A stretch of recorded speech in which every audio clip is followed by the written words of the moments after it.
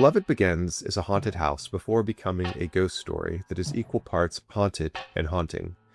It is perhaps the most metafictional text we have taken on to date because when we read Beloved, we are forced to reckon with the historical traumas of slavery wrought on the literal backs of Black people that are represented through the many hauntings of Morrison's text. The novel is filled with awful images of lynchings, abuse, and infanticide, leaving us to question whether or not we can find joy in a work that depicts so many, too many, real-life horrors for the descendants of chattel slavery. Here, the horror is not separated from the world in which we live. It is not a thing that should not be that lingers in a dark hallway, or a monster from another world that intrudes into our own. Instead, it is the smooth operation of a world that treats and has treated people like property. In fact, the story is based on the real events in the life of Margaret Garner, an enslaved woman who fled to Ohio and was confronted by the most difficult decision a parent can possibly make. When we read Beloved, we are confronted not only with the horrors of a haunted house or the ghostly movements of a long-dead child, but by the justified desire for an apocalypse. As we dive deep into Toni Morrison's classic, we begin by reading it as a haunted house tale. But if you've listened to the previous episodes in our haunted house series, you know that we've offered an argument that America itself is haunted. And Beloved offers another chapter, another example, and another piece of evidence for that claim. So grab your spectacles, we're getting literary. The prose is about to get lyrical, and the turns are going to be heartbreaking. But if you get lost along the way, just ask for directions on the bridge and look for us in the clearing. We'll be there questioning whether we are haunted or we are haunting. This is Horror Joy. We're your hosts. I'm Brian Onishi. And I'm Jeff Stoyanoff. We're two university professors seeking the emotional and intellectual joys of horror.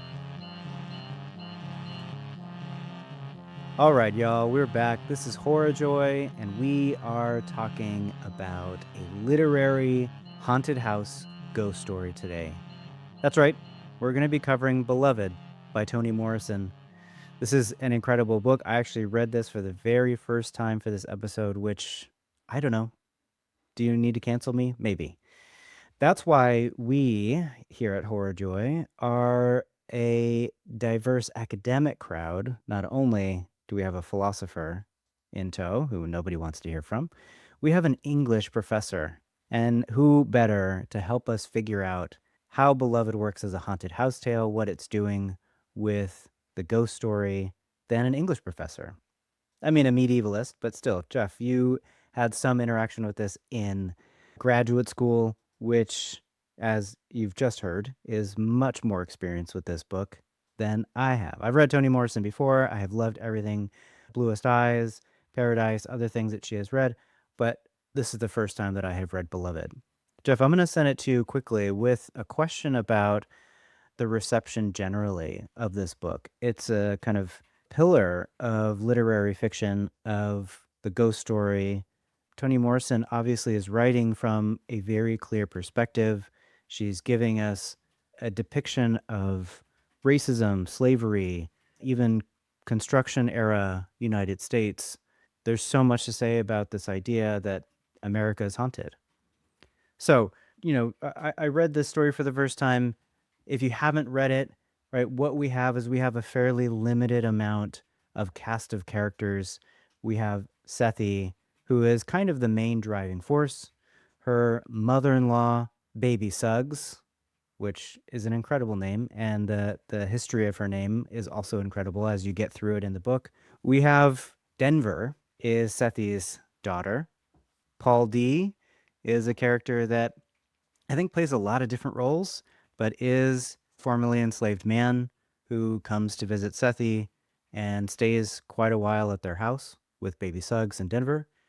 We have Beloved, who is the title character, and she plays a huge role as a ghost, as an apparition, as what? So, Jeff, I'm going to throw it to you. We've got our cast of characters. There's more people involved, of course, including the slave owners, like Schoolteacher. But I want to get to you first about kind of the historical reception of Beloved. It's a Pulitzer Prize winning story. Give us your brief English professor take on Beloved. Maybe it's appropriate to have a medievalist talking about Beloved because Morrison is not only an author of fiction, she's also a literary critic. She has her collection Playing in the Dark that pretty much covers the span of English literature as early as Beowulf the whole way through postmodernist fiction. I mean, Morrison was brilliant. We don't need you don't need me, like a middling associate professor white dude who's a medievalist, to talk about how brilliant Toni Morrison is.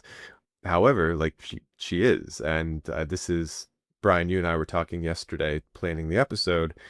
Like I don't, as maybe I've admitted on the pod to listeners, I am not a huge reader of fiction, of capital L literary fiction, because I struggle to read it quickly because I have poet brain, as a friend told me, where I like to read things and like see patterns and stuff like that. So Morrison is no easier to read because there's so much going on, but her prose is just, it's delicious. It's lyrical, it's magical. You feel like you're there with Toni Morrison. And many authors have this gift, but Morrison is like top 1% of all time of novelists. Just an amazing writer. For my money, the American literary icon of all time, like the best author in American literature of all time. Whether it's Beloved, which I think is maybe her most difficult book to read given the content, or Sula, which is a shorter book, almost a novella that I teach pretty regularly in literary criticism classes, or Bluest Eye, you mentioned. Song of Solomon is another just beautiful, beautiful book. There's just, you can't go wrong with Toni Morrison. Beloved covers maybe some of the most tragic and lasting damage of chattel slavery and the events that happen for folks who have escaped. We mentioned in the cold open that it is based partially on the true story of Margaret Garner, who was a slave who escaped to Ohio. Morrison, given like almost all of her books, I think actually all of her books are situated in Ohio.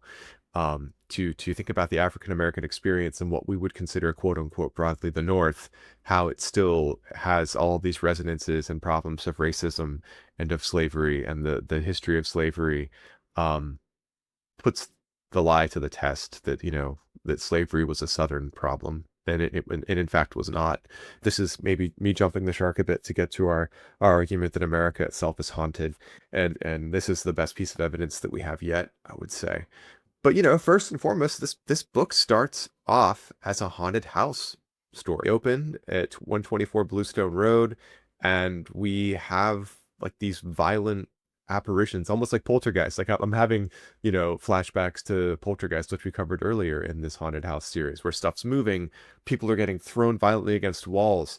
There's the horrific scene with the dog, because of course they had to trigger that element. Morrison has to push me in that direction, where the dog gets thrown against the wall, and it's like Sethe has to go in and perform some emergency vet medicine. Like it's wild. Memory plays a huge role in this book, and the term that we have Sethe use a few times, Beloved, I think, introduces it actually, is re-memory. Maybe at some point we can investigate what that might mean for a haunted house, Brian. What's re-memory as opposed to remembering? So there's a lot that's going on in this book, but I think I just want to start with a haunted house. Like when we first open this book, we have a house that is haunted until Paul D arrives, and then suddenly the house itself seems to settle. But then, of course, like chapter or two later, Beloved arrives after the carnival, which is really interesting, given like this is one of the moments of fun, and then suddenly things take a shift. So I think it's great. This is like your first time reading this. It's always wonderful to see people get to experience this novel for the first time. So I'm gonna toss it back to you, and let's start with some categorization. Do we have a haunted house novel? Just because a house is haunted, does that make it a haunted house novel? I think you're right that like maybe it's hard not to jump to this idea that this in fact is really another argument for why America, the United States specifically, is haunted. Right, the house itself, it seems, plays a major role. So, Schoolteacher, this is the not the slave owner, but the person that comes to Sweet Home as a kind of enforcer when the owner gets sick, and it is terrible, right? Uses the people there as experiments. But one of the most significant parts of the book is when Schoolteacher comes onto baby Suggs' property. And so there is a sense in which the house offers a boundary and a border in which we're playing. It also seems as though Beloved, when she's manifest or incarnated in a body, has a very hard time leaving the property. So I think in many ways, if we're talking about this as a haunted house and we're saying that the house is a place, again, when we talk to Impawatka, when we talk to Rachel Harrison, we're talking about the safety of the house itself. And I think that we're getting the endangerment of the house through this story very clearly. In that sense, it lines up very well with the haunted house. I think it also lines up very well with the tradition of the Gothic as a treatment of the haunted house. So I have an article that we can get to a little bit later going through the kind of iterations of the haunted house. But there's one article that I read by Rory Oliveras called The Haunting Absence of Language, How Toni Morrison's Spectral Formula Unlocks Marginalized Counter-Narratives in Current Gothic American Literature. Part of what the article does is to highlight a kind of 3-step formula that Morrison is using. And the first one is corporeal presence. And I think this is really, really important. So the ghost here is not a projection or even a kind of ephemeral spiritual thing. That's how it starts. But Beloved becomes an incarnated fleshy being. So when we talk about rememory, I think that rememory is also the incarnation of memories in a place. So again, we're talking about the sense of a place being haunted, taken up by by something that is at the border of living and not living. And I think that that gives us good evidence for why this is a haunted house. But the other important part about it being corporeal or embodied is that other people see it. The community sees it in Poltergeist, in Play Nice, in Accumulation. There is a question about the person who's seeing the thing. Are they just crazy? And Morrison blows this up. She says, no, that's not what's happening here. The community sees the girl. Beloved is there and is a member of the community. And, you know, we can get to the end and what happens, but that's an important part of this formula. So I think that's the first part of why I think this is a haunted house. We're dealing specifically with a given space, and we're dealing with a kind of story along the lineage of Gothic tales that requires this to be an embodied existence that is both spiritual and not spiritual. So we can talk about the history of the Gothic from the turn from like spirits to like Scooby-Doo-esque, like, oh, it was the landlord, to Toni Morrison, who's like, you know what? It's both. It's not just a spirit. It's a physical thing that the community sees. It's verified. Nobody's crazy here. We have to make evident and clear the traumas of the community through this image of Beloved. I'll throw it back to you. I want to hear your thoughts, anything I said, or if you have a different take or argument for why this is a haunted house story. So I want to actually turn to another article, one that I was looking at preparing for this episode, and it's going to bring in Derrida listeners. So just hold on to your hats, or I hope you're sitting down.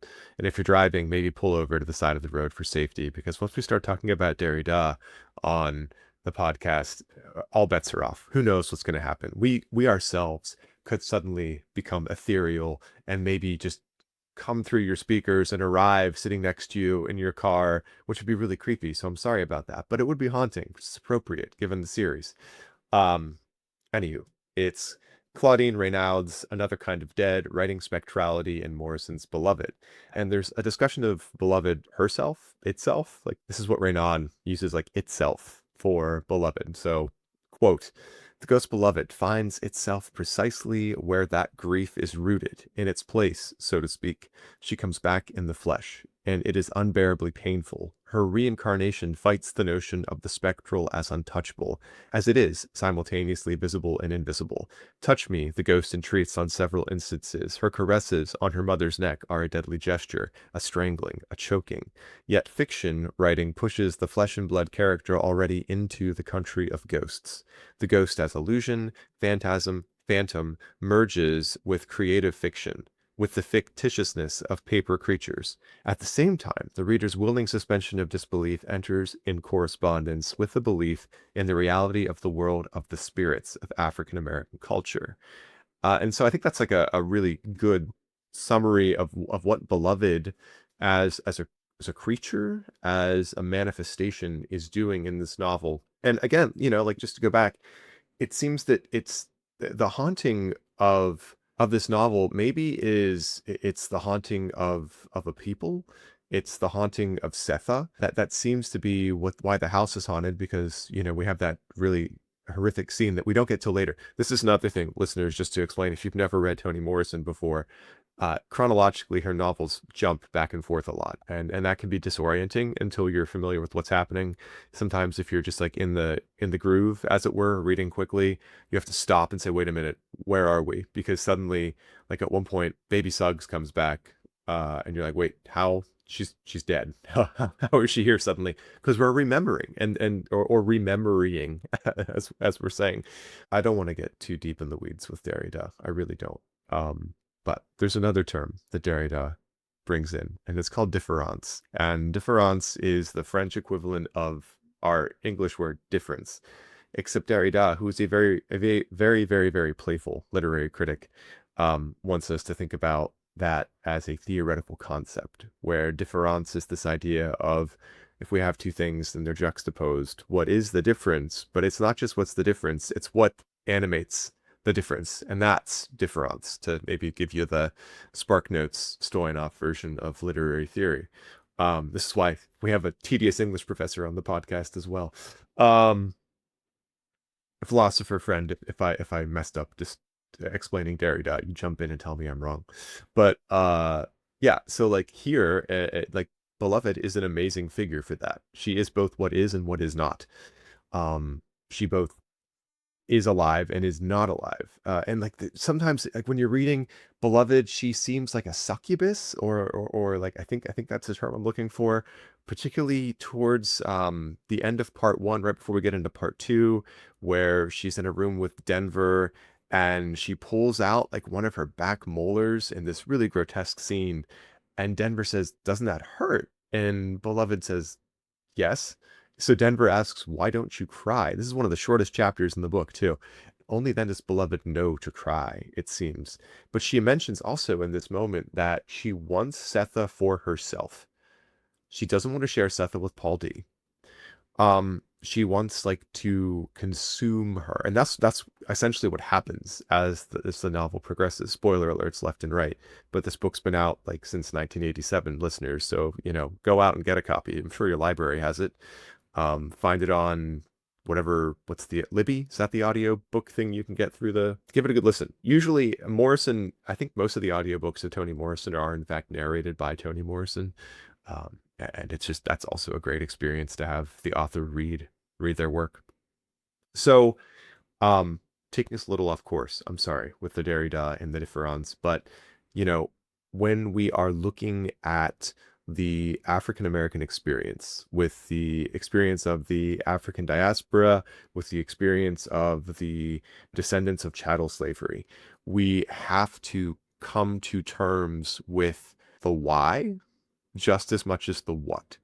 So the why is what you were getting into with Schoolteacher arriving, with the way in which white folks are marginalizing, discriminating, systematically discriminating, systematic racism, physically abusing, the just so memorable scene at the beginning of the book where Sethe has a chokecherry tree, like the lashings on her back have formed a scar that looks like a chokecherry tree.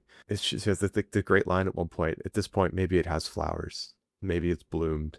Like there are just so many of these small moments throughout Beloved that distill that legacy of slavery and what that means for us, and how it's a sin that I don't know that we can ever be resolved of. Like, I don't know that there's ever enough penance to quick break in my thought process there. We have not taken nearly enough steps as a country to even begin the penance for slavery. That's a hill I will die on. We like to just forget it happened because white people in the North like to say, well, that didn't benefit me, so therefore I'm not guilty for it. And it's like, yeah, but the entire system benefited you. The entire system continues to benefit you. Even if you don't feel like you're wealthy or a Jeff Bezos or Bill Gates or, God forbid, Donald Trump, you've benefited in ways from a system of enslavement, a system of economic oppression that built a country. And until we come to terms with that, I think we are haunted. Like, we are all 124. Like, like, so when you're coming on that bridge, you're looking for a place to find that's fucked up and haunted, come to the United States. We are the most haunted house in arguably in the world. Because, like, that's just one of the many examples of systematic oppression that we've enacted against a people. So, in this case, the African diaspora. But we've talked on the podcast before about the great violence wrought upon indigenous Americans when colonization happened. So, Brian, I apologize. I went a little off topic and moved away, but I wanted to think about what Beloved's doing and how Beloved is signaling for us and causing us to embody and rememory with her. So I'm going to give it back to you and see if anything I said there made sense, or if you'd like to investigate the difference. I don't want to investigate the difference. Derrida can have it. Yeah, maybe we talk about hauntology at some point in the podcast. But honestly, I'm okay if we don't. My favorite Derrida is when he allegedly gave a talk, and people were like, "Why is he talking about cows?" And he was talking about cows all the time. And then he came back later and was like, "I'm sorry, I just was informed it's pronounced chaos." And so I don't know. Anyway, leave Derrida for the cows, as it were. I do want to point out, yeah, okay, so there's this article that I did read called Living After and Before the End of the World, Toni Morrison's Beloved and N.K. Jemison's Broken Earth by J.A. Goldberg. And here, I want to get to something that you just said, right? There's a quote in the book where it says, "This is not a story to pass on." So Goldberg takes this and says, in Beloved, this is not a story to pass on, so famously invokes both the imperative to stop passing on trauma to generations and the imperative to refuse to look away from the accumulating pain of history that hurts precisely because, like Rememory, it will never remain back then, but will be right there as what Christina Sharp calls the past that is not past. So you're 100% right. This is both a looking past and a looking forward. And this is exactly what Goldberg is doing, is saying that, okay, we're looking to the past in Toni Morrison's Beloved, but this is also a story about the future and the present. So it's a past that's not the past. And this again draws us to that presence and absence of spectrality. Beloved is living and not living, is there and not there. And it's these kinds of tensions that Beloved and Toni Morrison are really playing with.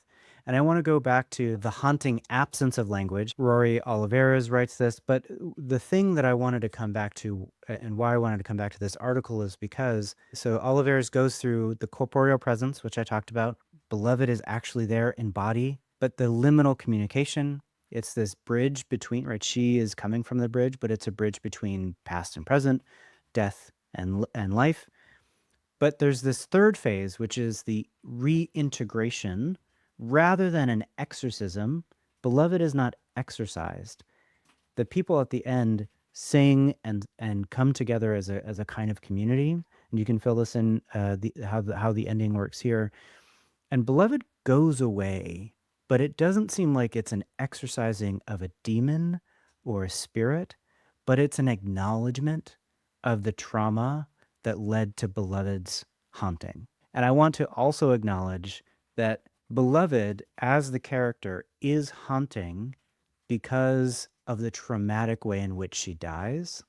And again, this is a spoiler alert. It's like revealed over the layers of the novel. But she dies because Sethe cannot fathom her going back to Sweet Home, cannot fathom going back to slavery.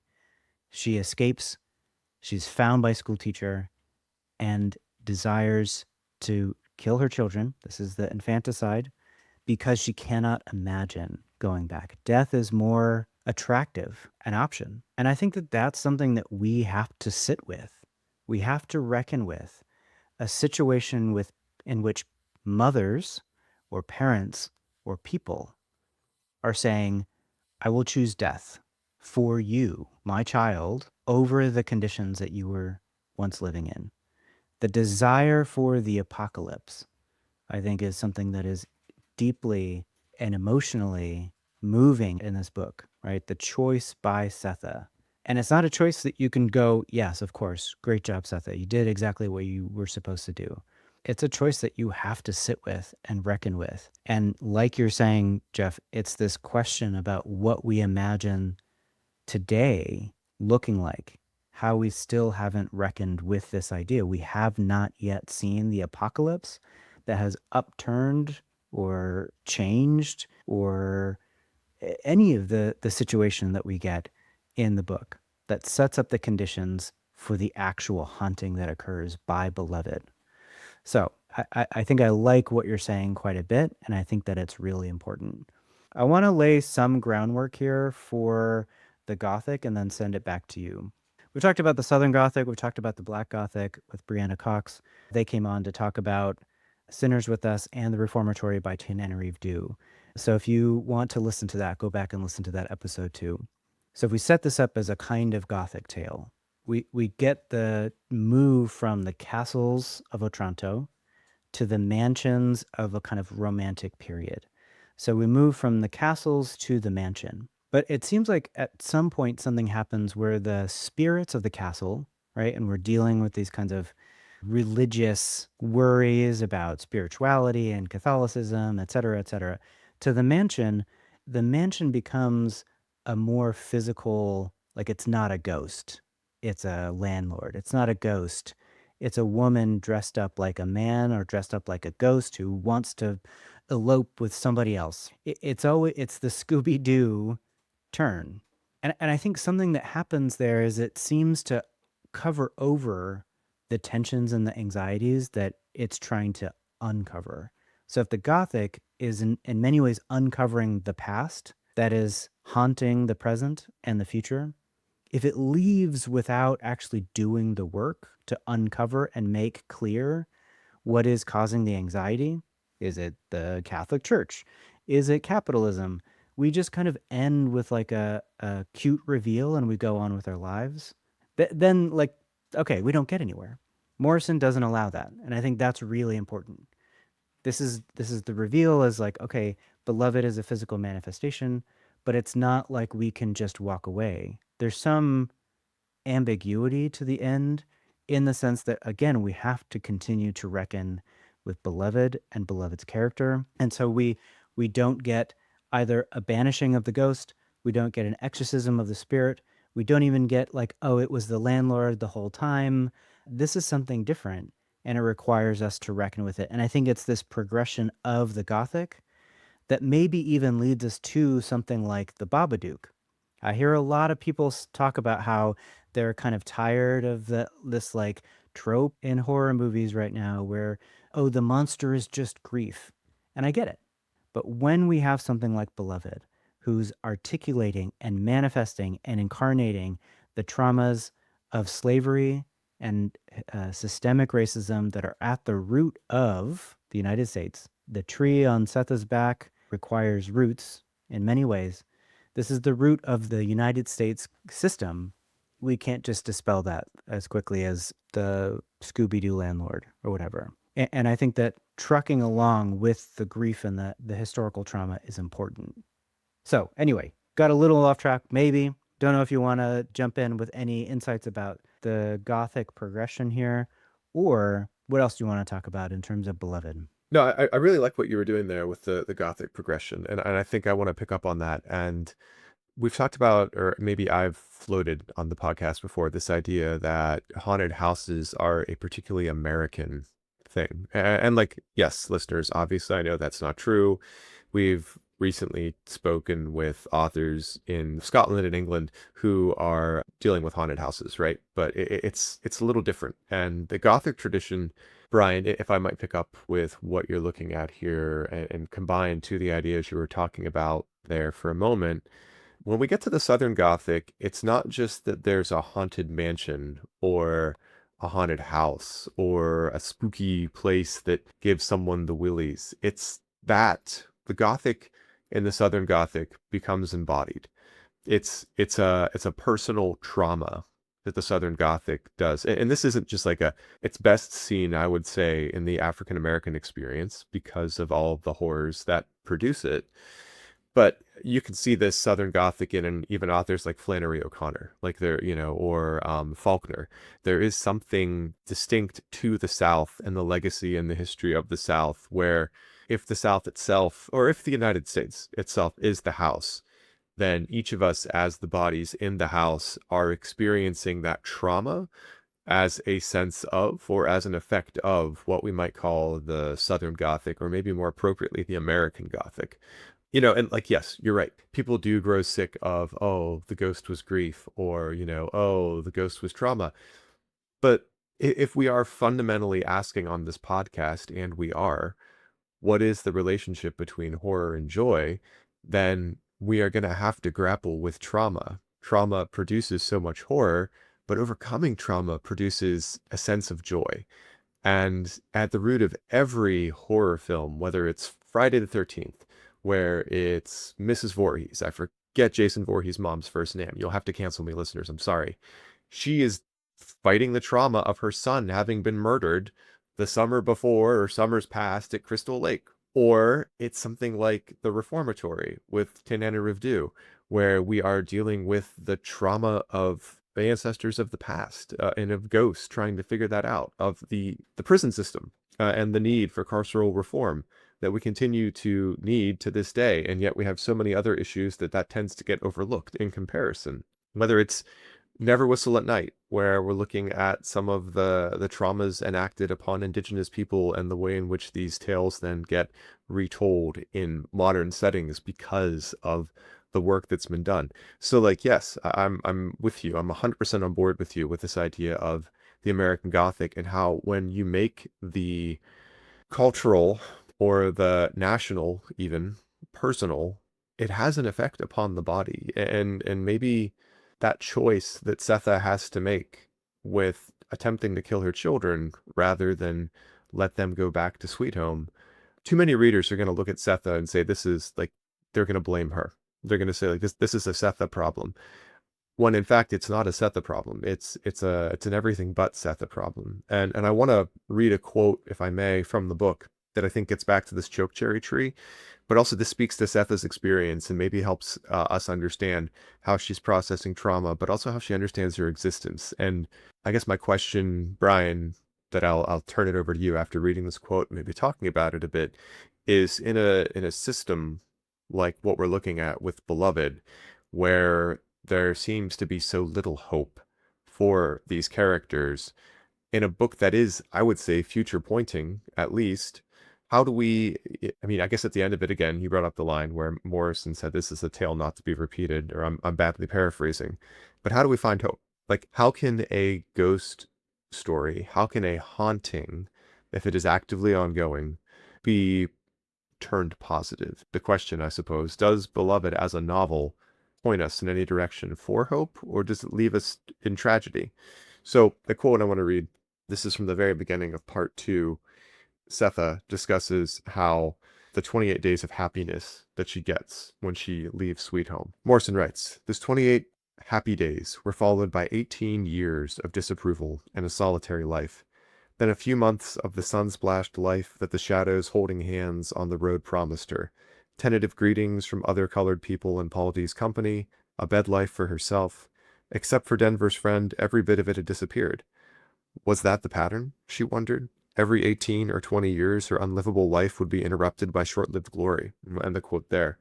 And I think that's what this book's exploring.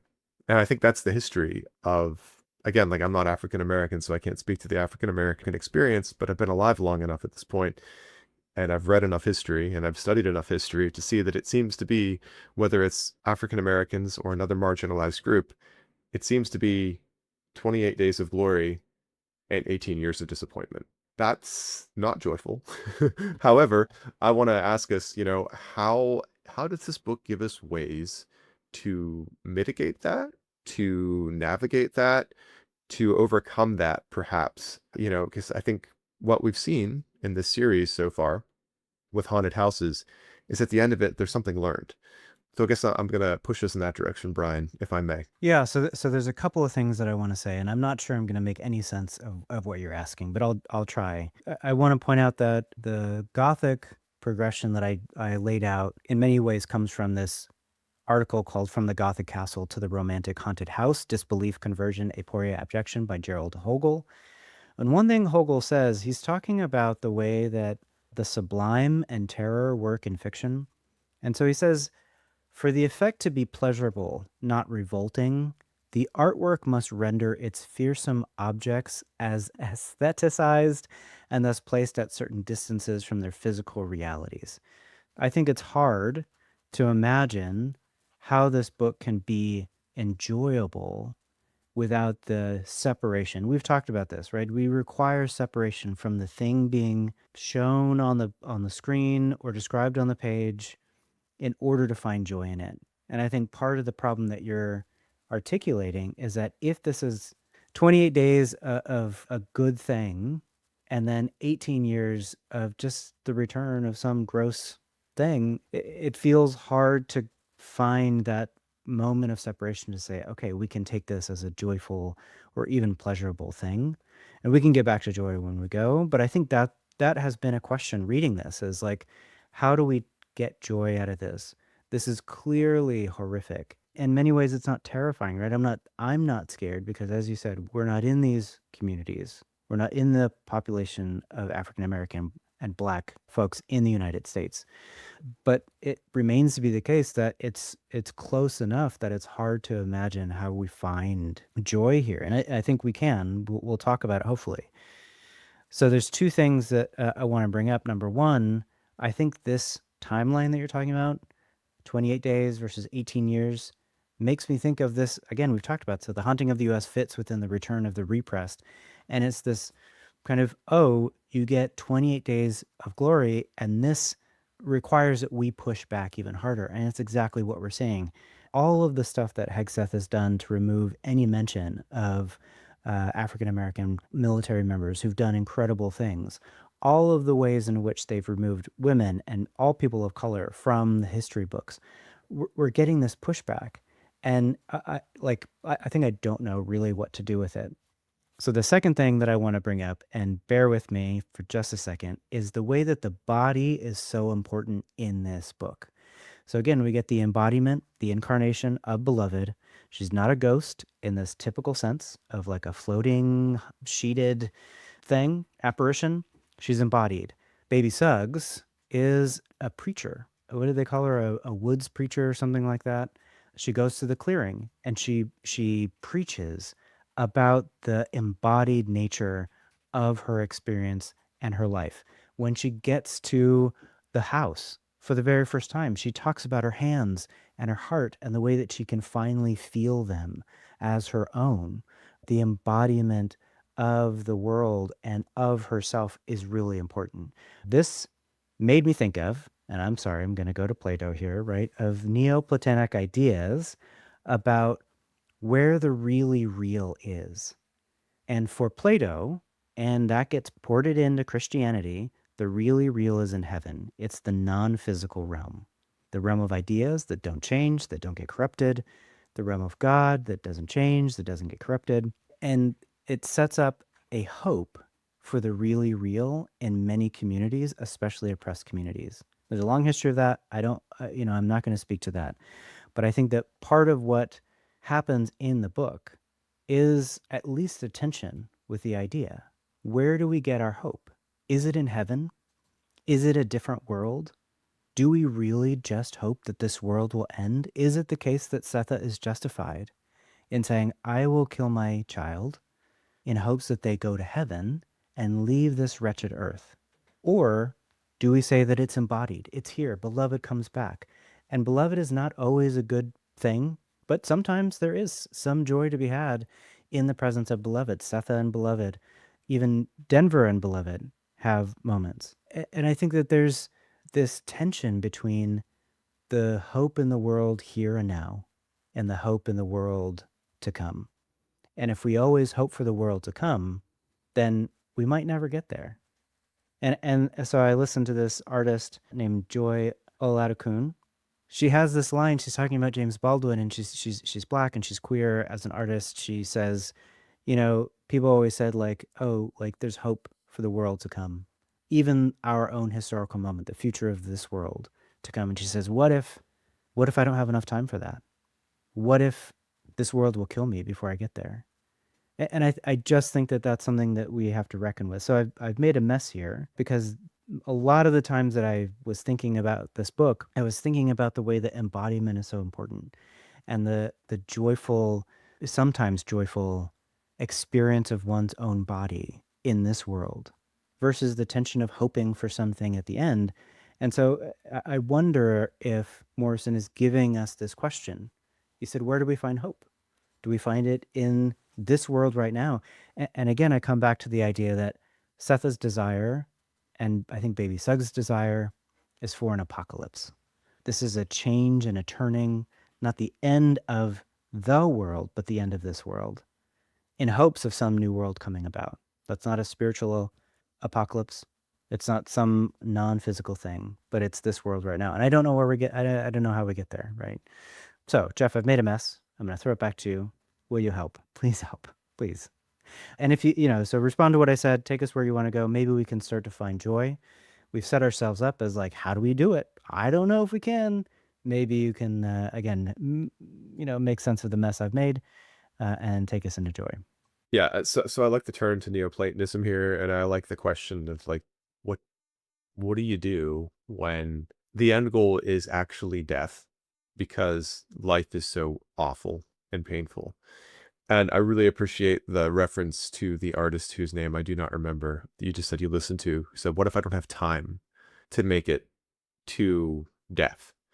Which made me then wonder: is hope, or is the possibility of hope, a privilege?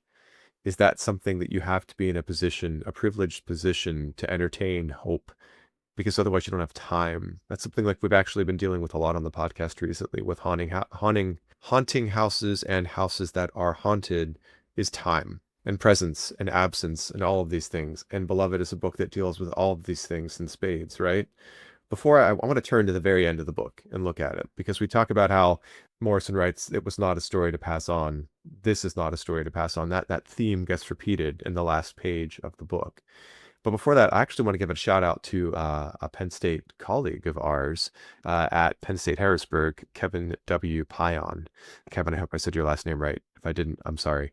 In Kevin's article, Between Psychoanalysis and History, the Cultural Legacy of Toni Morrison in Modern Black Horror, we're beginning maybe to get some connections in some of the things that we've done on the podcast in Black Horror, but also with Toni Morrison here, because Pion argues that Morrison is summoning what's this idea of an underclass or an urban underclass in her books. This is what she begins to define that we then see play out in movies like Candyman.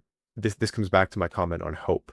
Like, I think if you have a perpetual underclass, if you have, whether it's an urban underclass or however you want to define a suburban underclass, these are folks who are looked over and who are essentially in capitalism. It's not as awful as chattel slavery, but it is a form of enslavement. Like, to be a perpetual underclass is a form of economic enslavement. And that seems to be what Pion is getting at here with what Morrison's exploring in Beloved, and then how that reflects itself in black horror films from as early as Candyman in the 80s through Get Out, Us, etc. So, like, I think it's really important, and I'm glad we've taken today's episode to focus on Toni Morrison, because one could argue that Morrison is the matriarch of black horror, of black American horror, especially. And so I want to turn to maybe how we can begin to find joy in something like this. On the last page of Beloved, Morrison writes, "Now by the stream in the back of 124, her footprints come and go, come and go. They are so familiar. Should a child, an adult, place his feet in them, they will fit. Take them out, and they disappear again, as though nobody ever walked there. By and by all trace is gone, and what is forgotten is not only the footprints, but the water too, and what is down there. The rest is weather. Not the breath of the disremembered and unaccounted for, but wind in the eaves or spring ice thawing too quickly. Just weather. Certainly no clamor for a kiss. Beloved." And that's the end of the book. Maybe, hear me out, maybe, the disremembering or forgetting, but I think disremembering is a better word that Morrison uses, because you're not forgetting because you know it's there, but you are actively disremembering, which is to say you are not thinking about it. Maybe that's the way to cope with a trauma that is so significant and so ongoing. Like, it's recognizing it while also actively not fixating on it. That's bittersweet at best. I don't know if that's hopeful or joyful, but I think this is, it's real. It's real in the sense that what Morrison writes there is likely the experience, or it is a potential experience for any marginalized population, where you recognize the awful things of the past, and if you walk there, yes, your feet will fit into those footprints, but it's best not to pass the story on, and it's best to actively disremember, which is to say, you know it happened, but you don't fixate on it, because fixating on it just replicates the trauma actively. And I don't know if I'm maybe on drugs, or we've just been thinking too much. Maybe it's Derrida. I summoned Derrida, and look where we've ended up. But I think it is a good time to turn to joy. Brian, I guess I'll ask you, what joy is there to be found in Beloved? Yeah, right before we get there, so you're talking about disremembering, and when I think about remembering, if you break the word apart, I know this is a thing that people do, and it's I like it. Some people, I don't know, this is really silly. It's to remember, and again, this is about the embodiment, to bring back together members or a member of one's embodied existence. So to disremember is in many ways to say, no, we're not going to bring the body back together like it was before. We're going to bring the body back together in a different way. So to disremember is to not remember in exactly the same way. We have to move on and move forward in some different kind of way. Forget the cycles that we've done and try to imagine, right? Maybe this is back to that apocalypse. Okay, joy. There's a couple things. It's a beautifully written book. It's just incredibly beautiful to read, to listen to engage with in any way. It's just so well written. The way that time works is interesting in the book. The way that we are confronted full on with all of the traumas in a way that is kind of swirling with time. It's just an incredible book to read. There's one scene that I really loved that I thought, this is some joyful writing here. Sethe takes both Beloved and Denver to ice skate, and they like find one pair, and one of them is ice skating, the other's like kind of has one skate and just like scooting along with the other, and then they sit by a fire after the experience, and it just seems like a break. And maybe that's that cycle of temporality that you talked about, 28 days versus 18 years. You get that moment where there's something really joyful here about that scene. And in that scene, Sethe talks about how she hears a click.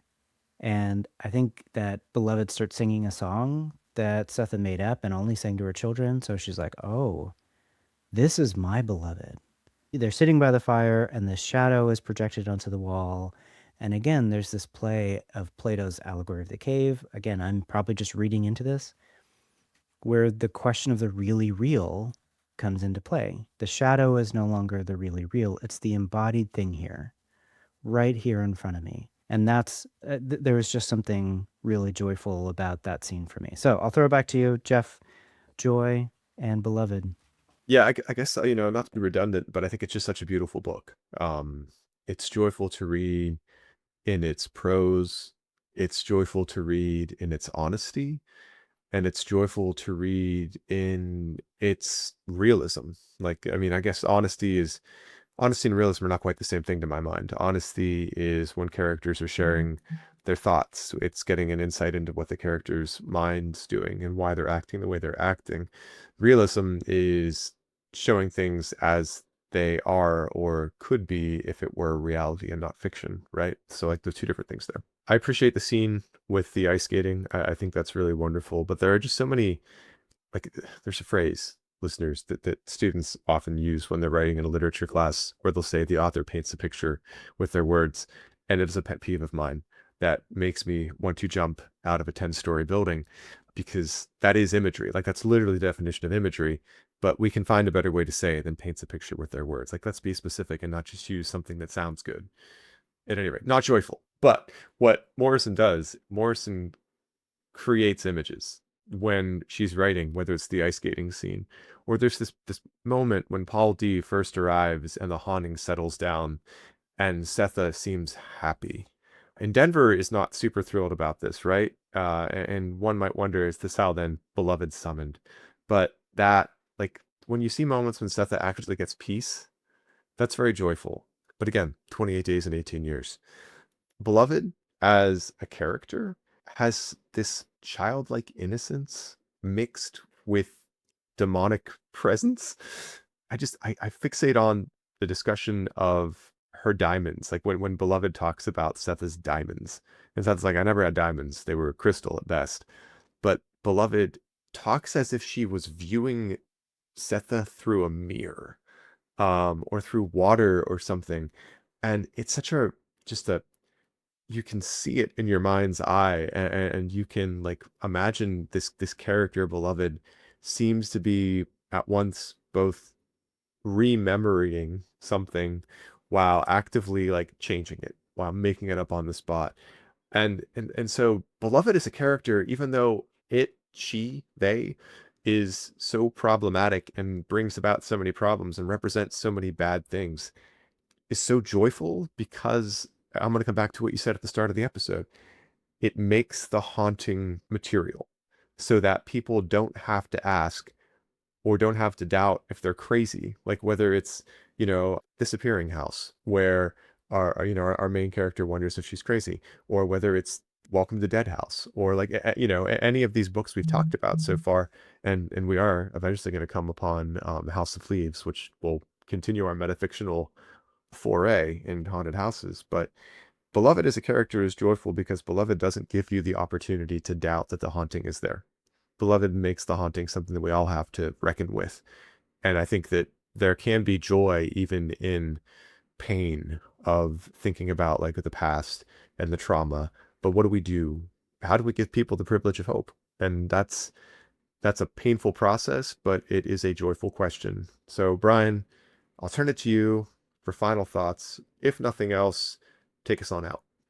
I think the mirror question, or the mirror comment, is really important, because we get art, and art is not just a reinstantiation of pain and trauma, right? It's some kind of mirroring of it so that we can enjoy it. In Morrison's hands and in Morrison's words, it's just an incredible work of art.